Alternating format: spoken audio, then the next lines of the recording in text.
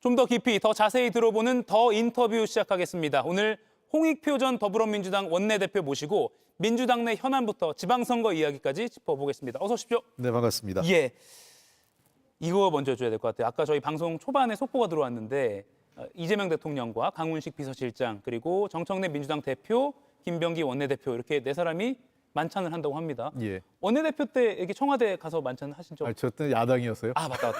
그렇군요. 제가 착각을 했습니다. 예. 어떤 내용이 오갈 걸로 보세요? 아까 저희가 좀 통일교 이야기도 했고 예. 또 여러 가지 민주당 내 현안만 해도 좀 산적해서 그런 네. 것까지 오갈까요? 아니면 대통령실이 말한 대로 뭐 순방 성과나 국감?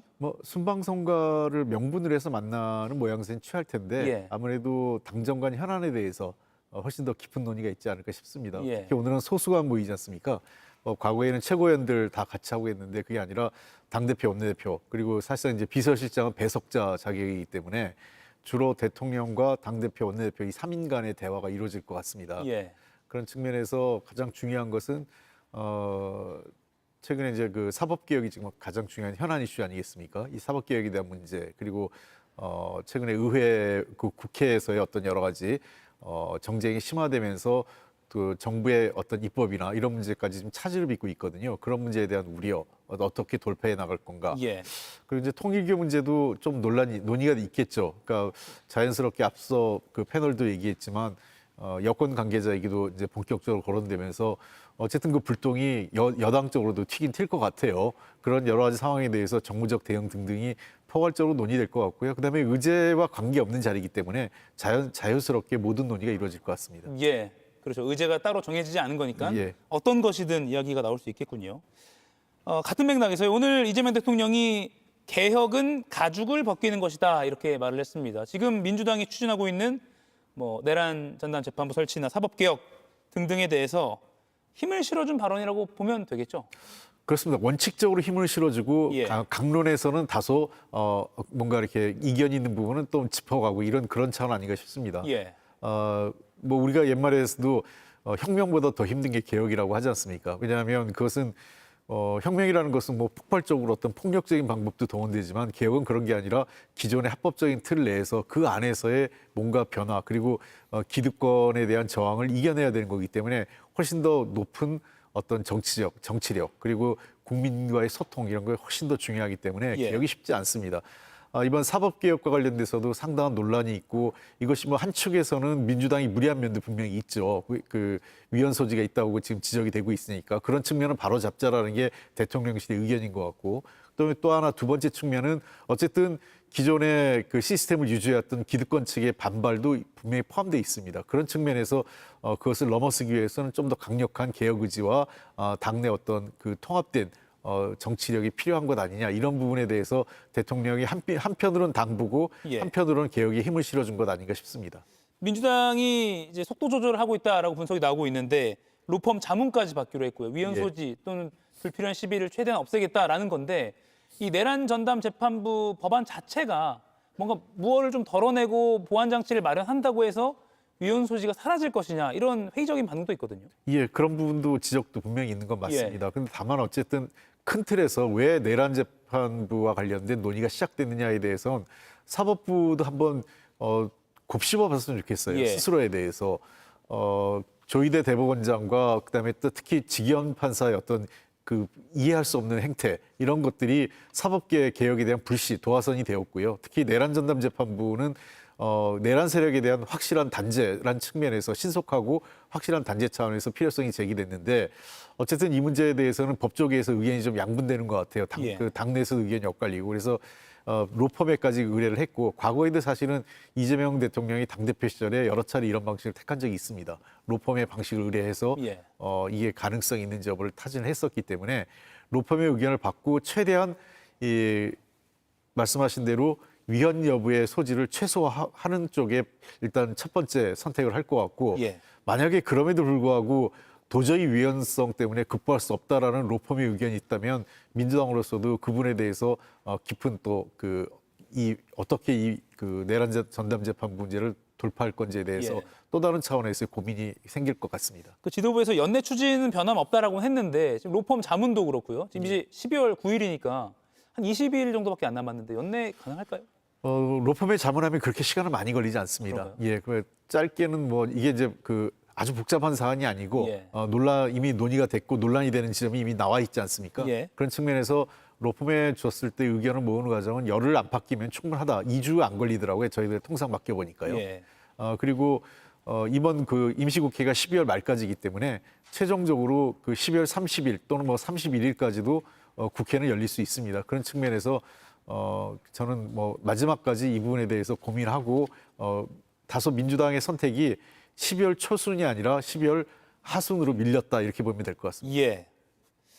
지켜봐야 될 것 같습니다. 그리고 오늘 이재명 대통령과 민주당 지도부 만찬 회동에서 어떤 이야기 나올지 아마 또 속속 예, 오늘 밤 그렇습니다. 사이에 기사가 많이 나올 것 같은데요. 그리고 아마 지켜봐야겠네요. 내일쯤 예. 그 당대표나 원내대표의 발언을 통해서 좀 더 그 발언이 어떤 방향으로 나오는지에 따라서 예. 이 사법개혁, 특히 내란제 전담 재판부와 관련된 방향이 좀 더 가닥이 잡히지 않을까 생각됩니다. 예, 지켜보죠. 이번엔 국민의힘 상황을 좀 보겠습니다. 장동혁 대표가 자신의 행보에 대한 당내 우려가 계속 나왔는데 이에 대해서 어찌 보면 좀 공식적인 입장을 내놨습니다. 들어보시죠. 우리의 책임을 외면하자는 것도 아닙니다. 지금 우리가 싸워야 할 대상은 이재명 독재 정권이지 우리끼리 총구를 겨눠서는 안 된다는 것입니다. 서로 생각이 다를 수는 있어도 결국 우리는 함께 싸워야 살 수 있는 운명 공동체입니다. 예, 이 발언 어떻게 보셨습니까? 이게 근데 뭐 말인즉스야 뭐 맞을 수도 있어요. 뭐 통합해서 예. 그 정부 여당과 싸우자. 이 원론적으로 맞을 수 있겠지만 지금 상황이 통합이 그러면 어떤 통합이냐가 중요한 거겠죠. 국민의힘 내부에서 많은 우려를 하고 있고 지금 몇몇 의원들 조영 그 TK 지역은 아닙니까? 그리고 윤한홍 의원은 원조 친윤이고 예. 경남 지역에 소위 그 국민의힘 텃밭에 있는 의원들조차도 이렇게 해서 안 된다. 윤어게인 세력과 단절하고 뭔가를 하자. 그러니까 지금 뭐냐면요. 통합도 중요하지만 혁신하지 않으면 통합할 수 없고 윤어게인 세력과 과거 이 반란 내란 세력과 이 정리가 되지 않으면 통합도 의미가 없고 내년 지방선거에 소위 그 중도를 보수 우파 또는 중도 세력을 끌어올릴 여력이 없다라는 것을 예. 지적을 하고 있는데 장동혁 대표는 계속 외부의 적을 통해서 내부의 논란을 막으려고 하는 것 같아요. 저게 단기적으로 통할지 모르겠지만 그리 오래 통하지 않을 것 같아요. 지금 국민의힘 내부 분위기는 상당히 지금 이 임계점에 도달한 것 같아요. 예. 다른 게 아니라 저분들도 다 선거 한두 번 치러본 사람들이 아니기 때문에 내년 지방선거가 패배가 분명하다면 더 이상 당대표하고 같이 갈 수 없는 상황이 되는 거겠죠. 그러면 만약에 장동혁 체제로 지방선거를 치르게 되면 아까 앞서 저희 패널들과도 이야기했지만 장동혁 대표의 지원 유세를 막 거부하는 이런 상황까지도 벌어질 수 있다고 보세요? 그런 경우가 종종 있습니다. 예. 이를면 뭐 그 과거 홍준표 전 대표도 그런 경험을 했었고요. 예. 우리 당에서도 그런 일이 있었어요. 그러니까 우리 지역에는 누구 알았으면 좋겠다.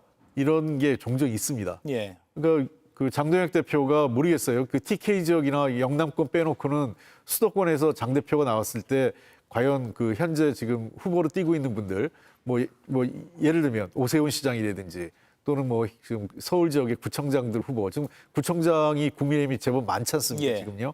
이분들 입장에서는 장동혁 대표를 원하겠습니까? 아니면 제3의 인물 다른 사람을 원하겠습니까? 제가 보기에는 장 대표가 도움이 안 된다고 할 가능성이 높아요. 현재로 봐서는. 예. 아까 TK 그 육선 주호영 의원의 발언도 언급을 하셨고 또 앞서 윤한홍 의원도 예. 굉장히 어떻게 보면 상징적인 그 두 사람이 그렇습니다. 윤어게인과 절연, 윤석열 전 대통령과 절연을 요구했습니다. 실제로 윤한홍 의원에게 응원 문자가 쏟아졌다고 합니다. 제가 사진도 좀 준비했는데요. 응원 문자를 보면 뭐 지금 보수 위기에 직면했다. 퇴행만 하면 다시 일어설 수 없다. 이런 문자가 국민의힘 지지자로 추정되는 지지자가 윤한홍 의원에게 보냈다는 겁니다.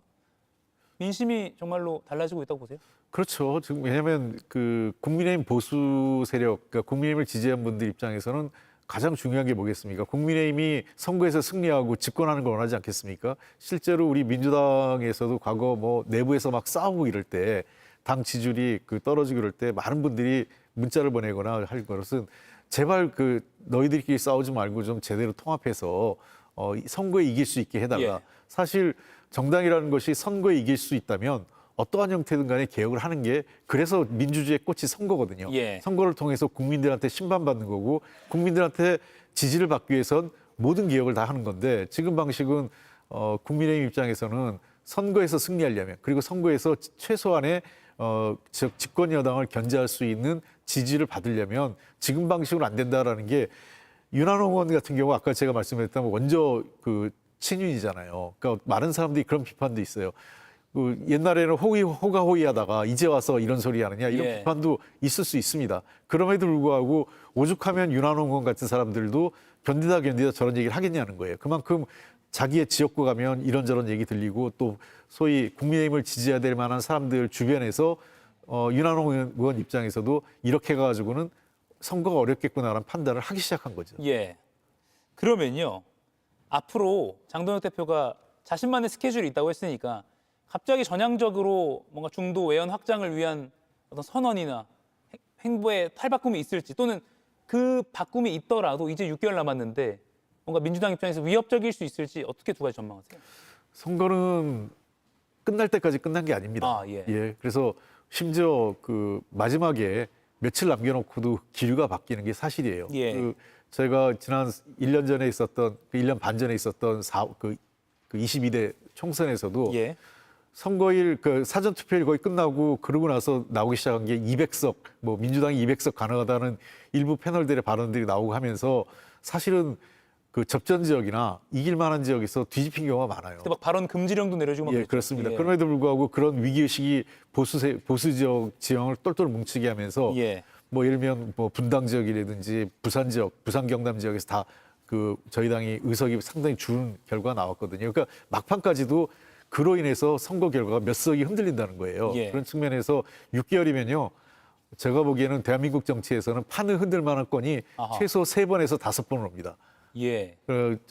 민주당 입장에서도 결코 방심해서 안 되고요. 국민의힘 입장에서는 글쎄요. 지금 장동혁 대표가 지금까지 해왔던 그 행태를 봐서는 바뀌기가 쉽지 않아 보여요. 예. 장동혁 대표는. 그러니까 장동혁 대표가 당대표 될 때도 그리고 지금까지도 사실 자기를 지지해 준 세력은 도리어 윤어게인 세력이거든요. 예.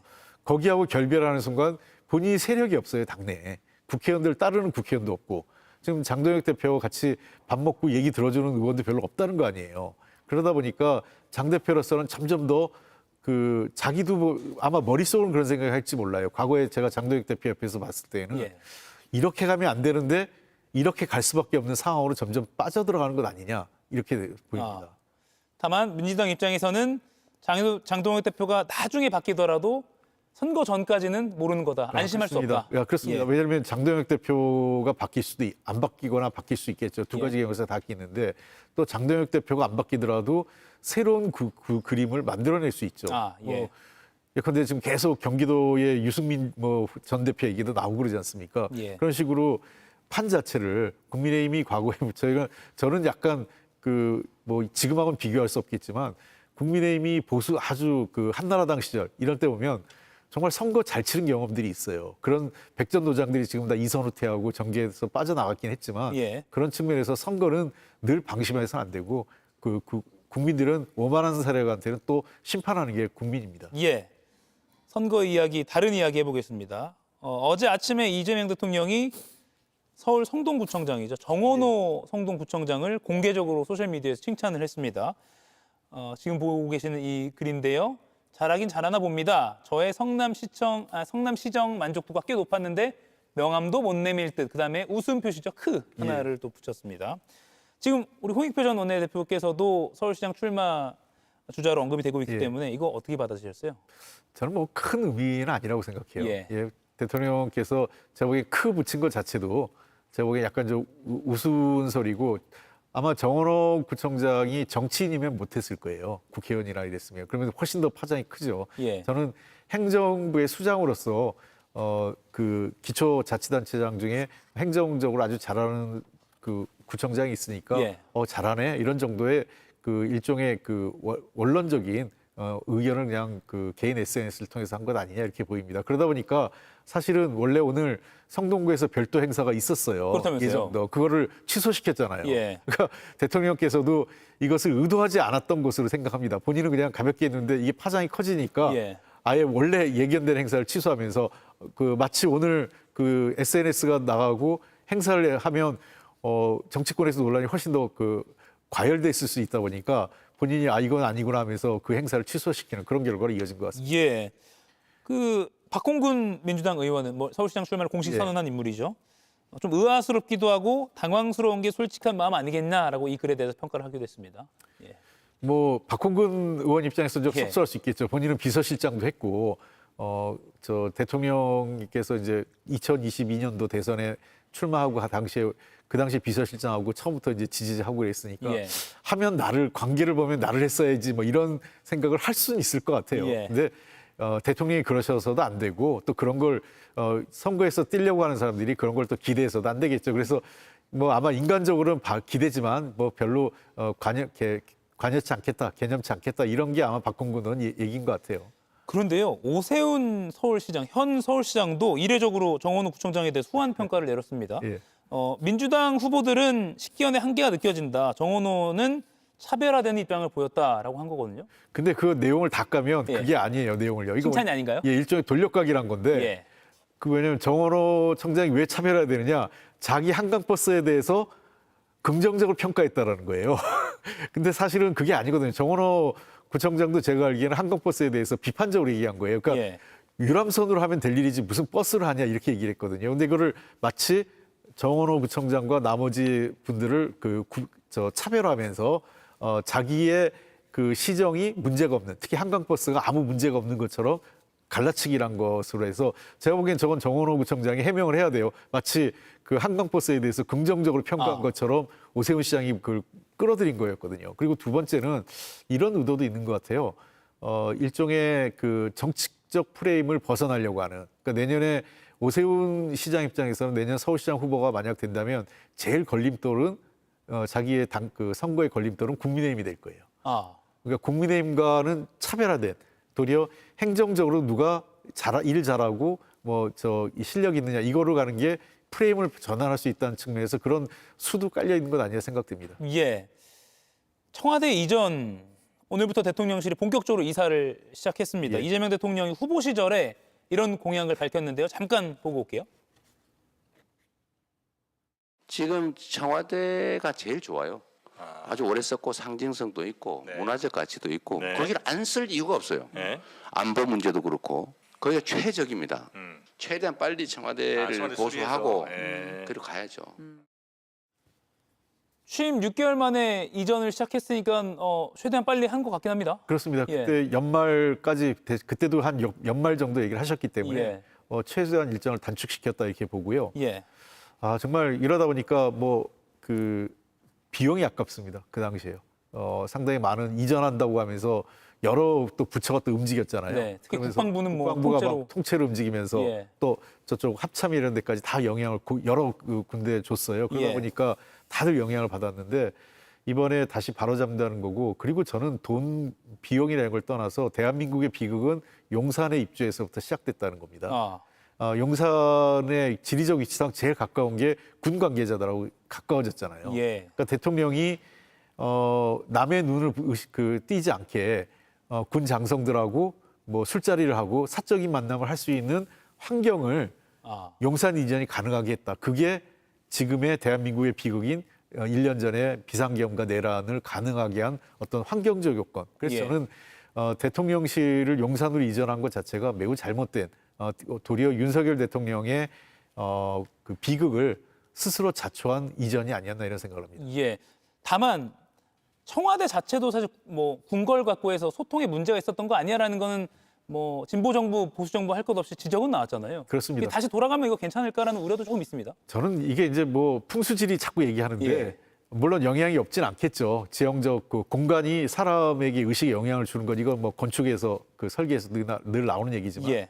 결국은 공간의 문제보단 사람과 의지의 문제라고 생각합니다. 대통령께서 특히 무엇보다도 이 소통과 그다음에 이런 이 대화 이런 걸 굉장히 좋아하시는 분이기 때문에 구중궁궐인 청와대 갇히지 마시고 지금처럼 계속 밖에 나와서 사람들 만나고 소통하고 이러셨으면 좋겠습니다. 예, 그 하드웨어보다 소프트웨어를 잘 가동하면 된다 이렇게 이해하겠습니다.